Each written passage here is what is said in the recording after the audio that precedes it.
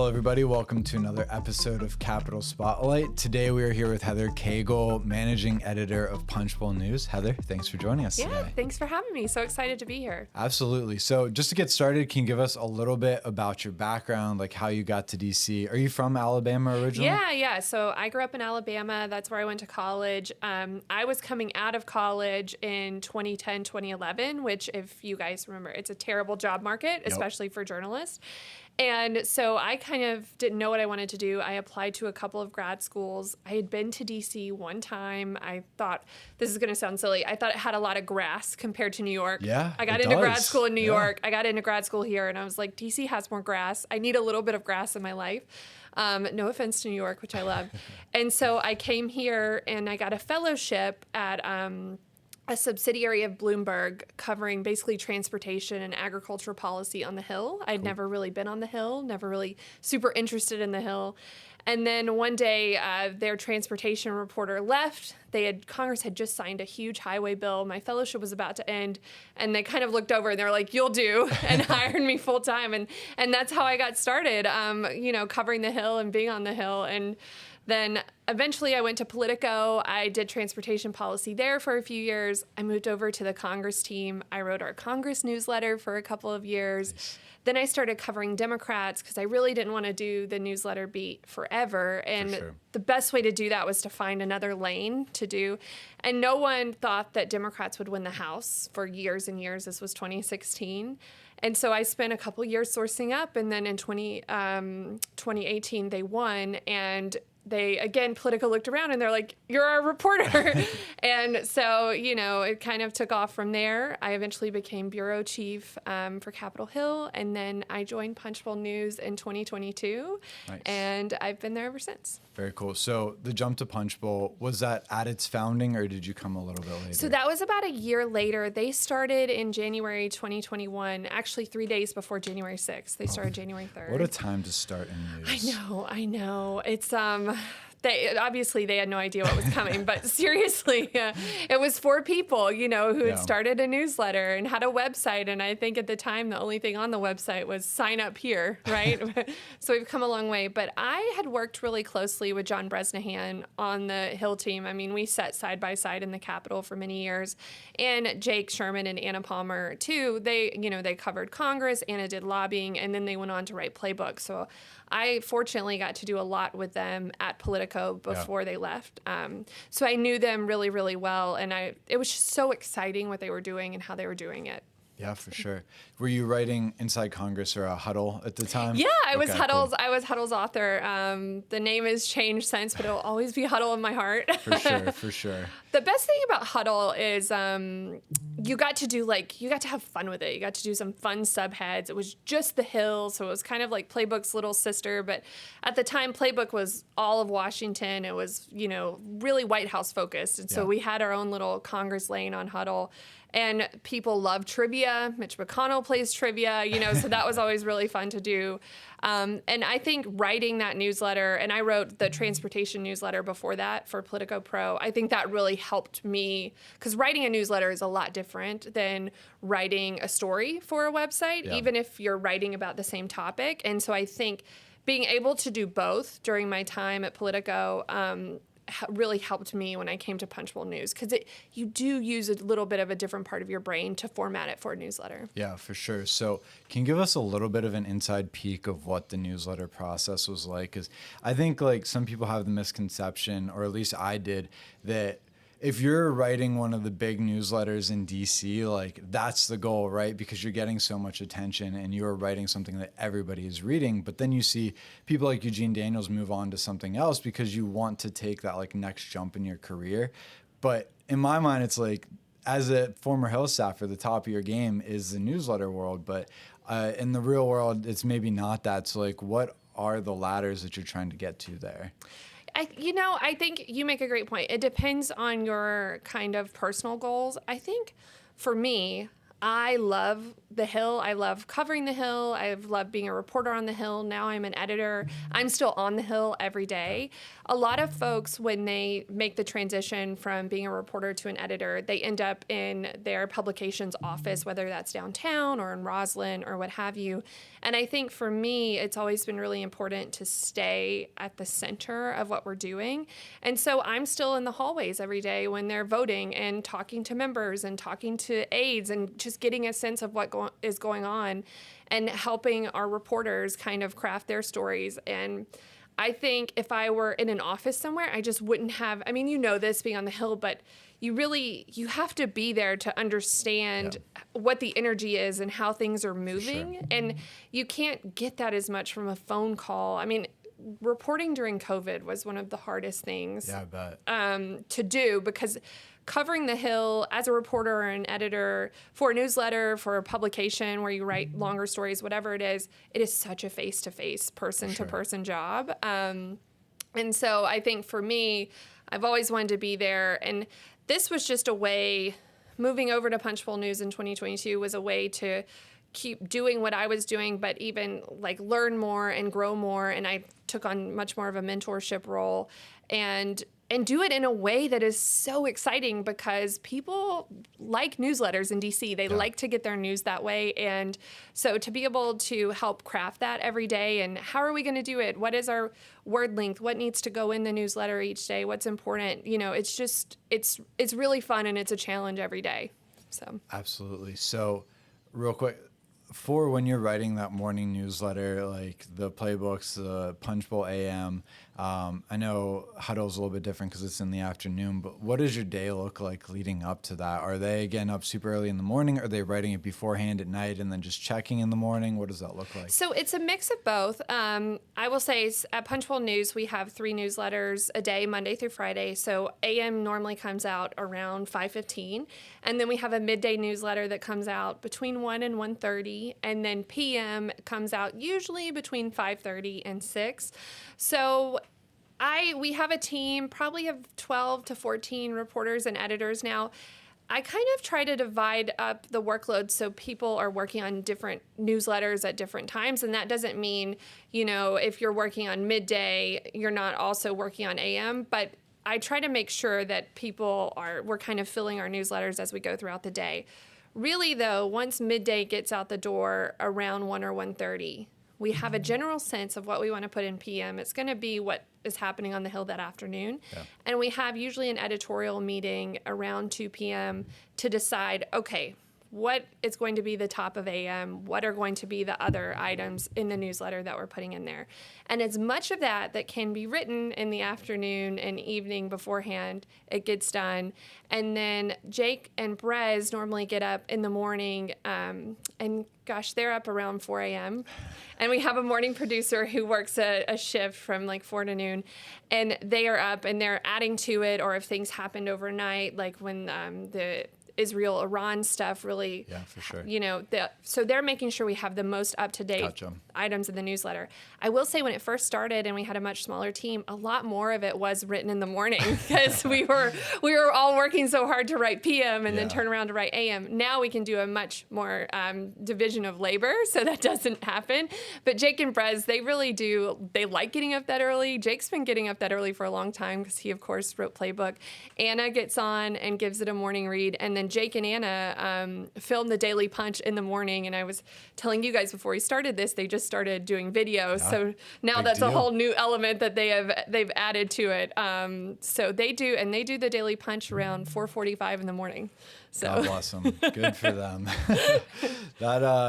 I feel like once you're on that grind, you can kind of get used to it. Yeah. But to start going into that world would be so hard. So. You got to go. The key is to go to bed early. You know, you're like sure. an 8:30 or 9 p.m. bedtime, which I feel like I'm kind of a little bit of a grandma now anyway, and I like that bedtime. I know, me too. But really, that's the key to it. Yeah, I totally get it. I could do it, you know, but I'd rather not. I hear you though. It's hard. You gotta be in the habit of it. Yeah. So thank you for giving a little bit of insight there. That's just always been something I've thought about. I'm sure I'm not the only one. No, so. You know, I would say the question that I get most process when I'm talking to journalists or potential folks who want to come join the team is, do I have to get up at 4 a.m.? And the answer is no. It's a good selling point. But yeah, I think a lot of people are curious about how the process comes together and how that works. So. For sure. So tell us a little bit more about what a managing editor is. Ooh, that is such a great question.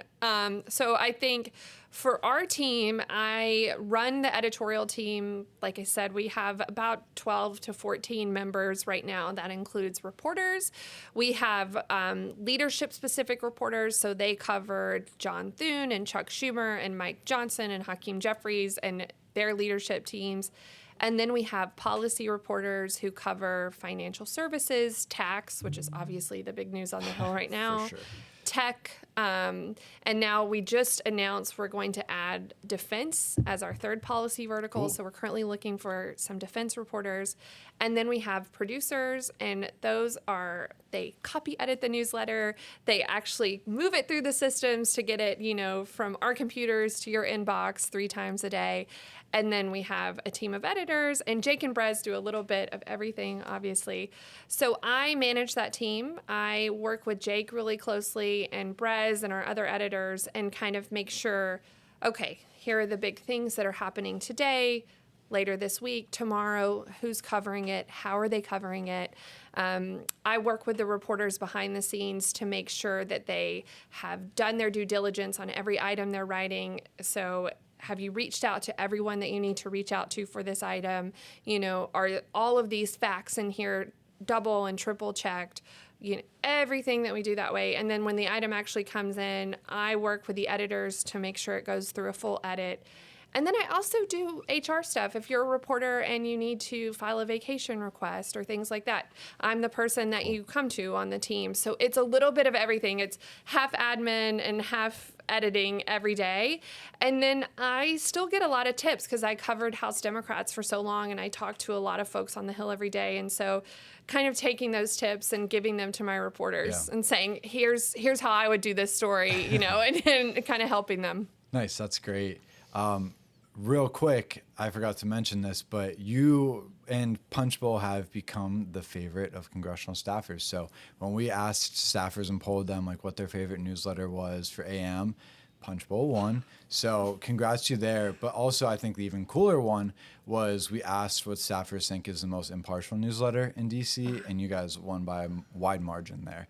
So to your due diligence and to making sure everything is checked off, you guys are doing a good job, and it seems to be showing in the numbers. And I think as we've polled over the course of the years now, Punchbowl continues to grow. And so what do you think is that success from your side, becoming the main newsletter in DC or the news site?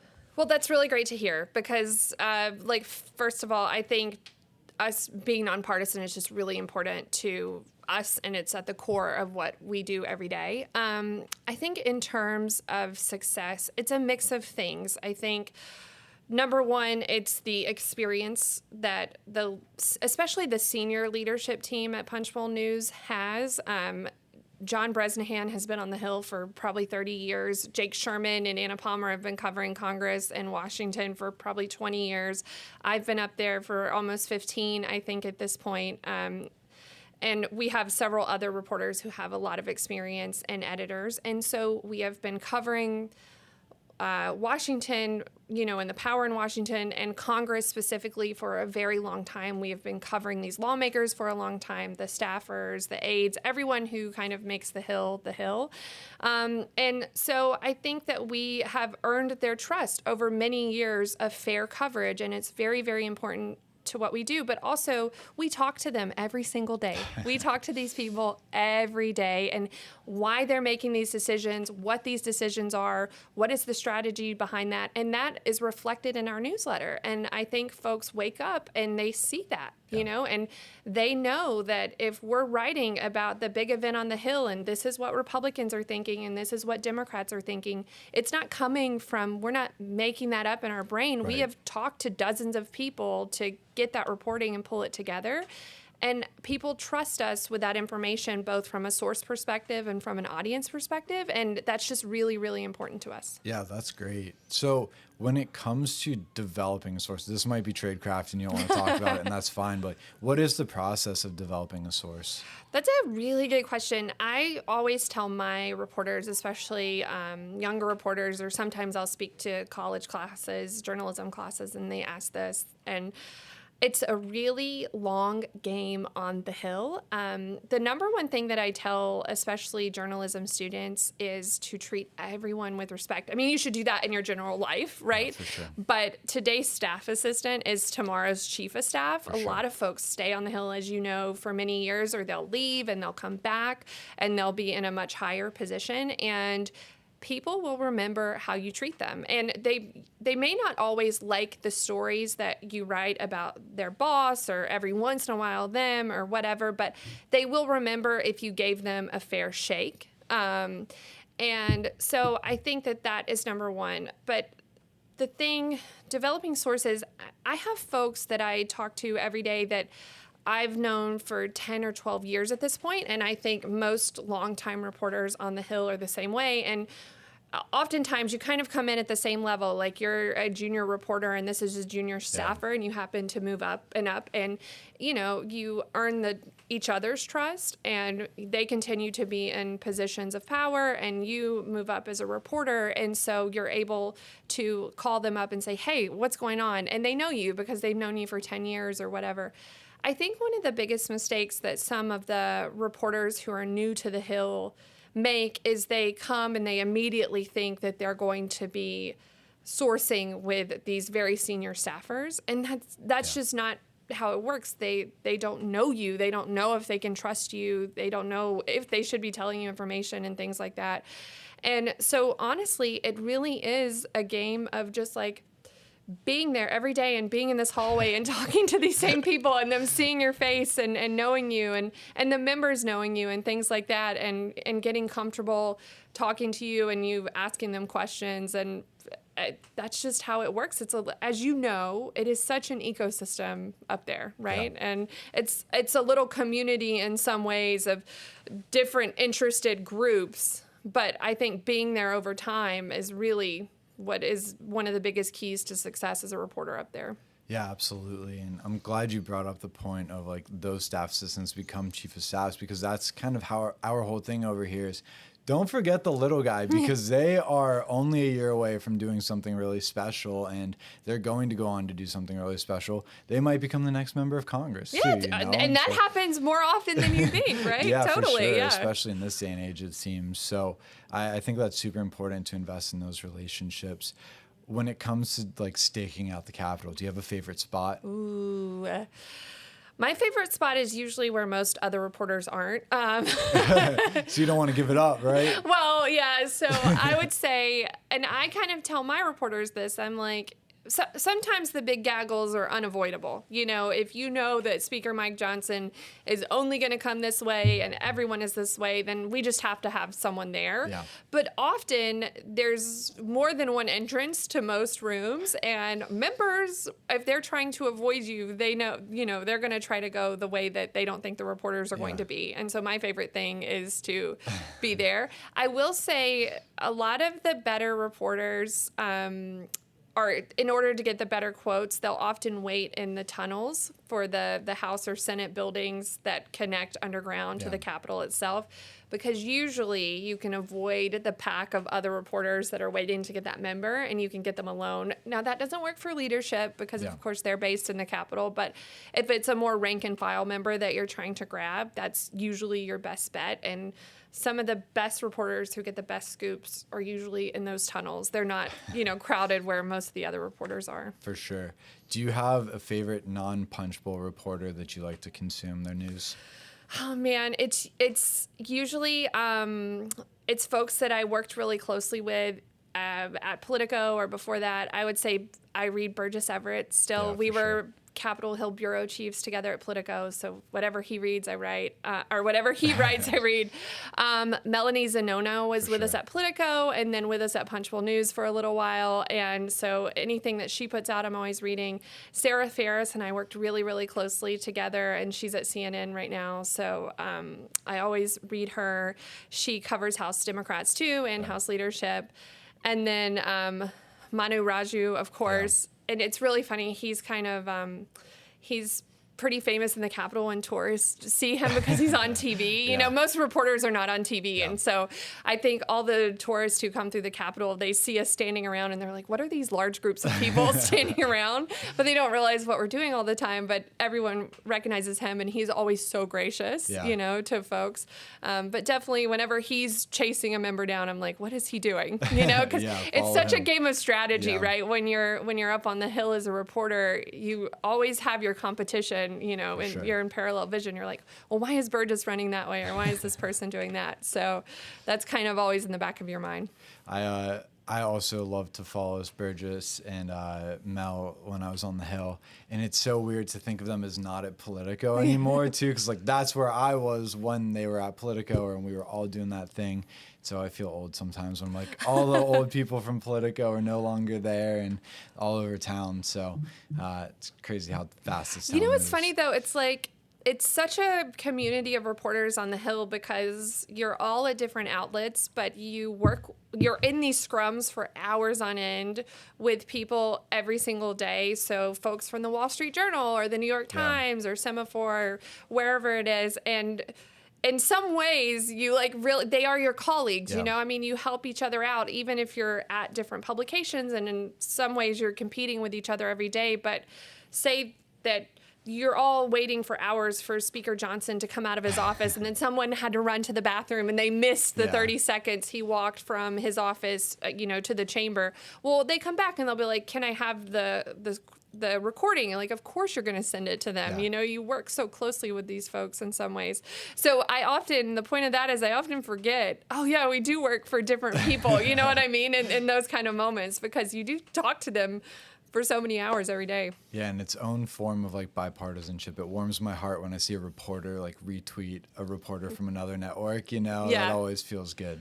It really is like a very collegial community though. And I think especially during COVID, everyone kind of had to really come together. We even started a pool, like the White House press pool. We didn't have that at the Capitol. And we brought that together during COVID, and there would be shifts where folks would come up, especially in the beginning where no one really understood what was going on and how you could catch COVID and all these things.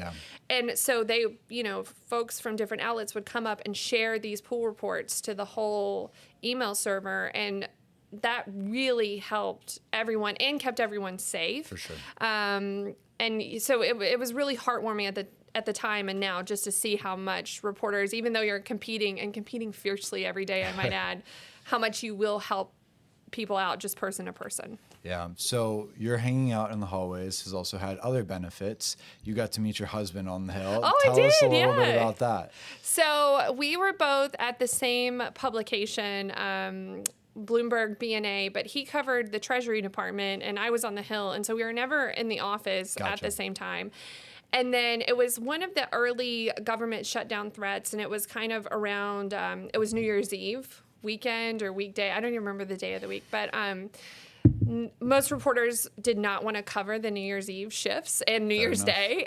And so I volunteered to do that, or was voluntold. I honestly don't remember at this point.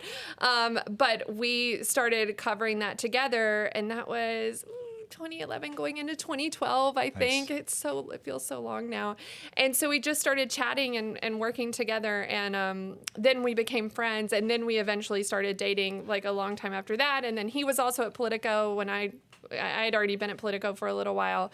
And now he left journalism and he's in the private sector. But it was really fun getting to see him on the Hill every day. At one point we did work in the same gallery, and I said, okay, one of us has to move because I can't see you all day and see you all night. It wouldn't be fun, you know. But other than that, fair enough. Yeah. That's great. I think it's a really cool part of the story. And let's stay back in the early days real quick. most people that we talk to, it's like, yeah, I came to DC this one time and it clicked. Like, I loved politics, or there's this early moment where I just realized I love politics. You're kind of the exception, right? Like, you weren't all that sure and you just kind of ended up here. And I'm with you on the grass thing. Like, that was a main thing that sold me on DC too. Is like, Really? there's more green space. There's not tall buildings, so you get Yeah. more access to sunlight. It makes sense. But so when you were coming here, what was that moment when you realized, like, oh, like, I love this? So I think for me, it's always been much less about politics. Not that politics aren't important. It's enormously important. I'm not downplaying that in any way. But from like a professional, career-driven perspective, I knew since I was little that I wanted to be a journalist. I loved Barbara Walters. I would stay up late watching like the Friday show that she did with my grandma. I loved Oprah Winfrey. I would try to be sick and home from school so I could watch the Oprah show. And when I was like 3 years old, I had this little Fisher-Price recorder with a microphone, and I would interview my siblings and my stuffed animals. I had my own little talk show, and my aunt still has these tapes somewhere. But so I knew I wanted to be a journalist, and I came here and I was in grad school, and like you said, I didn't really I read the news. I listened to NPR because a college journalism professor made us do that. But I was not really like, oh, DC is the place for me. And then you get to the Hill, and I think the interesting thing about the Hill is you see these folks, they're lawmakers, they were elected to Congress, which is just a huge, huge accomplishment. It is rarefied air in so many ways. And they're on TV, and then you get there, and in so many ways, they are like normal people. You know what I mean? They don't always know what they're doing. They don't know what the right thing to say is. They're trying to just live their life. And I think covering them from a personality perspective is really what drew me in. And there's also a lot of collegiality behind the scenes, especially when I first started here in 2011 and 2012. And when the cameras are on, a lot of lawmakers act one way, and then the camera's off, and they are actually talking to that member across the aisle, you know, that they were just kind of saying something about publicly that they didn't agree with. They're talking about their son's baseball game or their daughter's softball game or whatever. And so I think the personalities really drew me in. The humanizing factor really drew me in. And then I'd like to discover what makes people tick. Why do they do the things that they do? What motivates them? What is the strategy behind the policies and the politics? And so that for me has always been my favorite thing to report on. And that's what's kind of kept me there every day.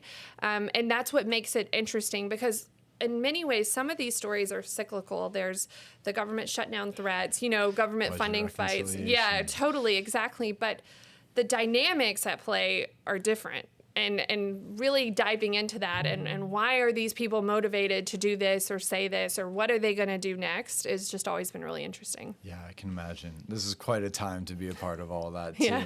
I want to get into a little political speculation, but first, I think our audience would really like to know, can you give us a peek inside of Punchbowl? What's it like these days? Just, you know, we all read it, we all know the brand, but we don't know behind the scenes. So could you give us a little look inside? Yeah, I mean, we started out, like I said, it was a team of 4 people who founded Punchbowl News, and now I think we have 40-ish employees. I mean, we have just really grown. We have expanded in so many areas. We, in addition to our 3 newsletters a day, we have policy newsletters that go out on Sunday for financial services, for tech, and soon defense. And we just have a whole bustling business team. We do events where we interview lawmakers. We're getting into this video with the podcast. I think behind the scenes, it's just, honestly, it's a super fun place to work. We still, I heard someone say once you get over like 25 employees, it's hard to call yourself a startup. Yeah. But we still very much have a startup mindset. And one of the great things about Punchbowl News is, even if it's not your lane or your job description, if you have a great idea for something like this podcast and video, and like what do people want to see on video, or what do the graphics look like, even if that's not technically your department, weigh in. Like, everyone gets a chance to do so much more here, I think, than you would somewhere else, and try things and learn other things that you might be good at that you wouldn't know somewhere else. And that's been really, really fun for me, because I have really gotten to to try all of these different things and really learn how to be an editor and learn how to mentor reporters, but also weigh in on what a podcast on video should look like and things that normally at another publication I probably wouldn't be even asked my opinion on. And so I think that's the fun thing. I will say on the Hill, we have our reporters are there when Congress is there, and most of us sit in a gallery in the Capitol, and so while there is a little bit of communication over Slack, most of this happens in person. We're like a mobile newsroom, you know, and we're talking about the stories of the day and like how we want to cover them and who needs to be talked to. And Jake turns around from his chair and he weighs in, and then John Bresnahan is weighing in, and everyone's kind of, you know, pitching in. And so your opinion matters there. And I think our reporters know that and our editors know that. And it's a lot different than other legacy publications where there are editors in a building somewhere downtown or in Virginia, and they are weighing in from afar and maybe don't have the best sense of what's actually happening. And I think that's what makes it such a fun place to work, but also we know that we're covering the news that needs to be covered and not just some person's idea of the news from far away, you know? That's the beauty of being small, is like avoiding the corporate bureaucracy. Yeah, totally.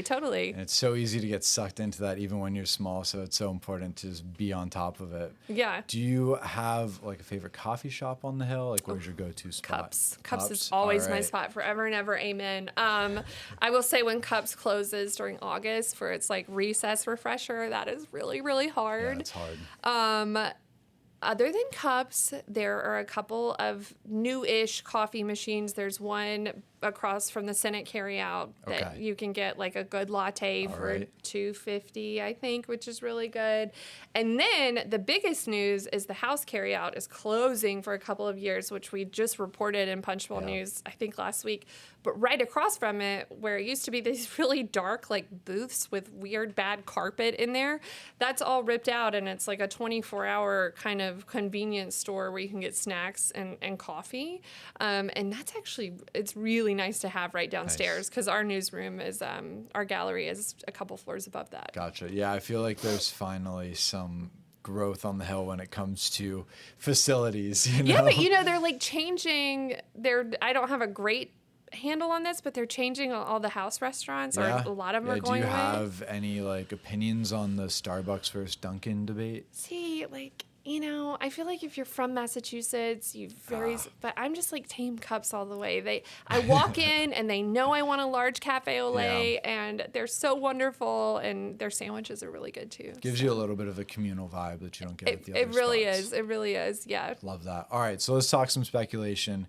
We are a nonpartisan organization too, so like we don't really dive into the politics often. But when we have reporters on, I think it's important to get a little vibe check of where you think things are going. So we'll keep it more like broad, but I think first off, from a Gen Z perspective, as they become more and more politically inclined and take over like this next generation of voters, where do you see politics going from here? You know, this is really interesting. So we are getting more, and I'm a millennial and a very proud millennial. So let me say that from the beginning. But we are getting more Gen Z members of Congress. I remember when AOC came, everyone was like, oh my, it was like people had never seen like a deer for the first time or something. They're like, oh my God, who is this young Congress member? A young person in the Capitol? Yes, who knows how to go live on social media and all these things, you know?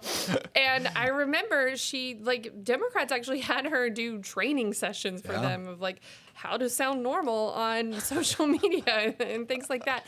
And it's funny, but I think not even lawmakers, but older folks in general, for many people, it's a very foreign concept, right, of how to do this. So as we get these younger members in on both sides of the aisle, I think they are really, the thing that's changed the most covering Congress is they have taken, in many ways, the middleman out of it, and they just go directly to their voters or their base, you know, their constituents, and they put their videos up on Twitter or Instagram or TikTok, you know, wherever they want to try to reach folks, and they will do these Instagram lives and things like that, and so they'll be on YouTube. It's really interesting to see that, because before in many ways, the best way to get their message out was by talking to reporters. Now, I think some people would look at that and be like, oh, do you think your job is going to be obsolete one day? Absolutely not. Yeah. Because I think a lot of our job is to tell our readers what the news actually is, and not just, what one-sided message is, right? And kind of we cut through the noise for people. And so I think lawmakers still recognize the value in that and reaching an audience that way. They have just added to their communication arsenal in many ways. But it is really interesting to me to see these older members, because Congress does still skew, I don't know the average age, but skews much older, right? Try to kind of do these things and communicate in these ways. And I think before we used to have, like, even Twitter, the accounts would be very formalized statements that were obviously written by someone else. And now a lot more members want to talk in a much more conversational tone. The interesting thing this year that I think we've really seen, and some folks, I don't think we did, but some other outlets wrote about it, was even committee accounts and lawmakers are like cussing on social media, which is just an interesting turn of events. I think 5 or even 10 years ago, that just would have been like, what? It would have been a day-long controversy, So I think, long story short, politics in general, I think we'll see on the Hill, just these members are trying to come across, and it doesn't always work, but on both sides, as much more relatable and human. And that's really, really interesting. And I think it's good for voters, because for so long, these folks have been, they've seemed out of reach. And so I think the humanizing factor can only help, not hurt. Yeah, for sure. I think the accessibility and authenticity, if we could have that from every member of Congress, that'd be great, right?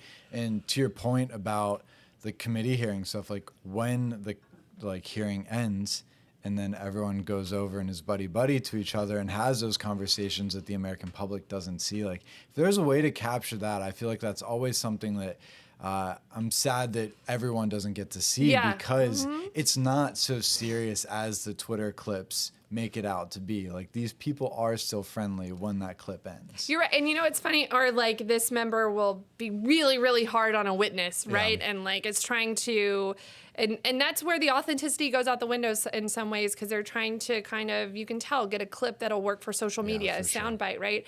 And then the lights go off, the cameras go off, and they walk over and they're like, hey, sorry that got a little tense, or whatever. And those exchanges happen a lot. And like you said, the public doesn't always see that. So when it comes to 2028 predictions, do you have, we'll start with Democrats because you're more in that circle. Do you have an idea of who you think the front runners are going to be? Or if you had to put like one person up there as this is the nominee, who is Gosh, I'm not going to do that because I am not in the prediction business. But I will say, so we do a monthly survey called The Canvas, and we rotate it. 1 month, it's senior staffers on Capitol Hill. So if you guys are watching this and you are a senior Hill staffer, you should totally sign up. It is anonymous. We work with an outside polling firm. And then the next month, we do senior leaders on K Street, and they vet everyone who signs up, so we know that we are getting folks who actually are who they say they are.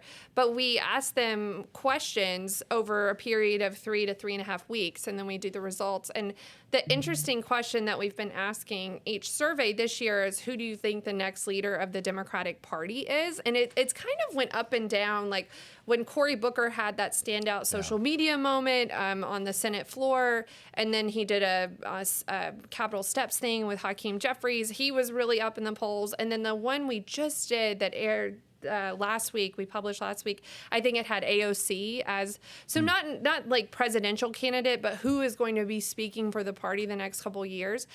It's just really interesting to see how these wins shift. I will say, from like a reporter perspective, the thing that we're watching really closely, especially Capitol Hill, because that's really our nucleus, is how are folks who might run for president, like Cory Booker, positioning themselves now and doing these things. Because I think you can really tell, being on the Hill every day, you can start to tell when members on both sides are getting these presidential desires, or they want to run for governor, or if they're in the House, they want to run for Senate, because they start posturing a little bit differently. Their statements might become different. Even their behavior with reporters, they might stop talking to reporters, things like that. And so we're definitely watching that right now.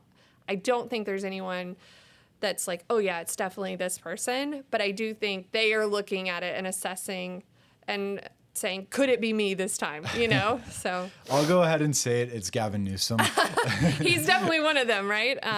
You know, and we have a long list of folks that the Canvas respondents pick from, and so he's on there. J.B. Pritzker, Cory Booker. Yeah, for sure. You name Wes Moore. Yeah. You know, so.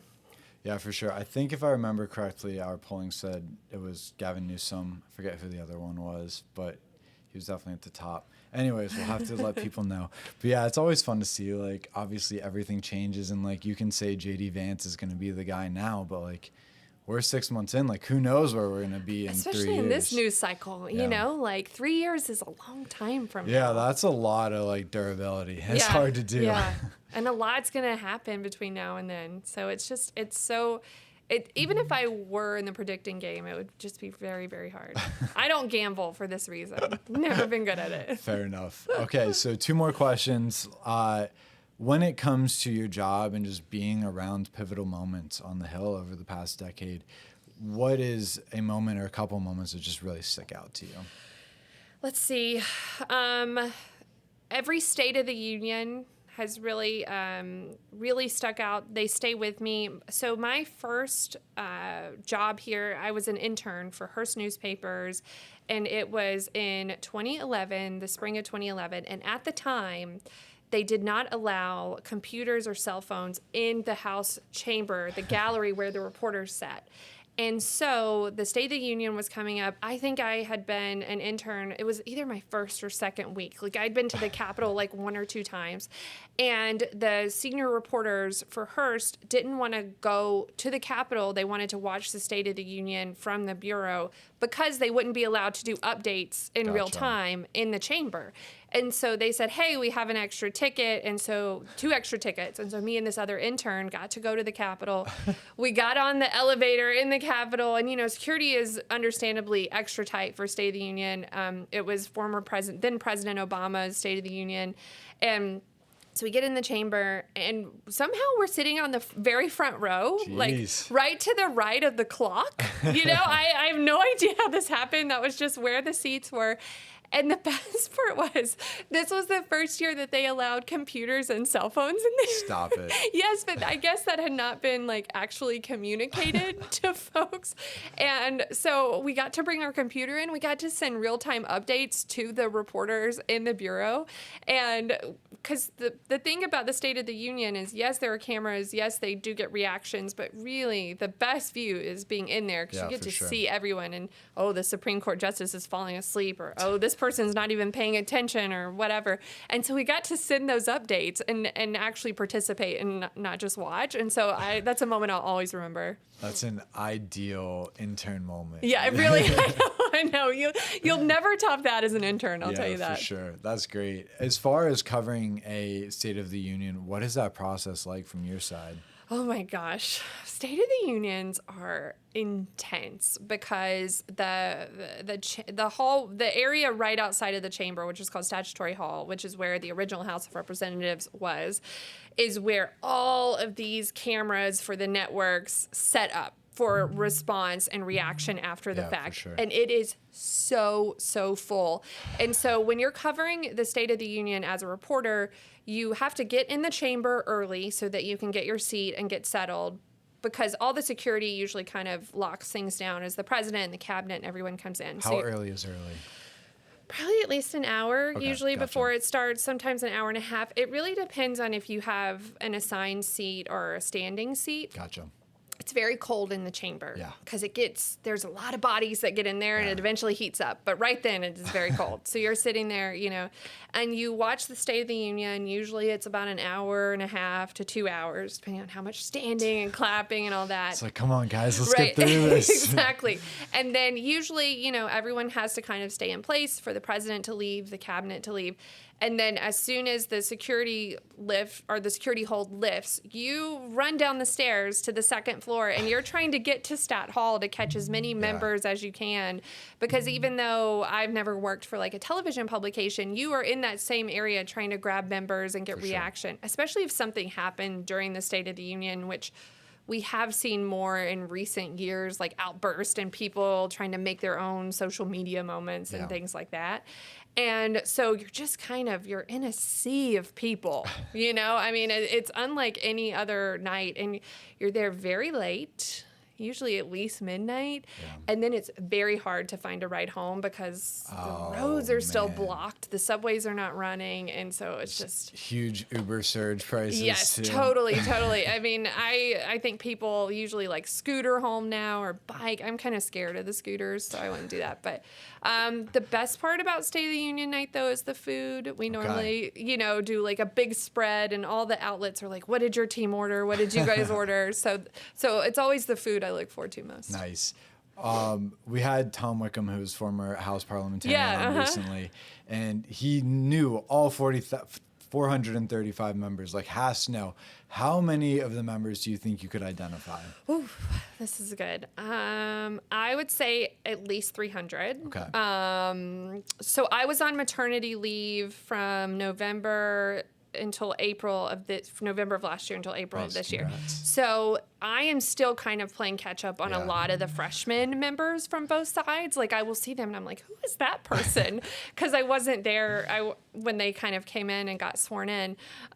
So definitely the members who have been there for at least 4 years or more on both sides, I know them. All 100 senators, much easier to do. Fair enough. I think the key, though, is to knowing as many staffers behind the members as you can. And so that's where I like to say I really shine. Very cool. All right, actual last question. I always do this. I'm sorry. We like to know who people are outside of politics, too. So someone can watch this and go, okay, we have this in common, but who are you outside of politics? What do you like to do? What do I like to do? I like to read a lot. Reading is kind of my favorite thing to do. I think as a reporter, we spend so much time on our phone, on our computers, and who doesn't nowadays, not just reporters. But so I have really gotten into the habit. There's a local bookshop on the Hill, and I have been buying a lot of paperback and hardcover books. I have a stock of probably 10 right now that is next to my bed that I need to start working through. But I love to read when I come home, and the newsletter is in a good place, and I can, put my phone and my computer away. And so that is my favorite thing to do. We watch a lot of baseball at home. Nice. We're big Red Sox fans. Okay, cool. We recently went to LA and got to see the Dodgers and got to see Shohei play. So that was really fun. So now I'm into the Dodgers, and I grew up in Alabama, so big football fan, Yeah, for sure. But definitely if I had one hobby, I am reading. If you find me not doing the newsletter, I'm trying to read. Any type of reading in particular? You know what's funny? I used to read a ton of nonfiction, creative nonfiction, you name it. I read John Adams again. Cool. But then recently I've kind of gotten into more lighthearted things like rom-coms and things like that. So Ellen Hildebrand, I've been reading a lot of her books, cool. Just things that are not related to Capitol Hill in any way. Every once in a while, I think she has a Maryland connection, so she will have a Washington D.C. mention or something. Slightly cringe. And I'm like, no, I want to go back to Nantucket, So. That's great. Well, Heather, thank you so much for joining the podcast. Thank you. This has been so fun. Thanks, guys.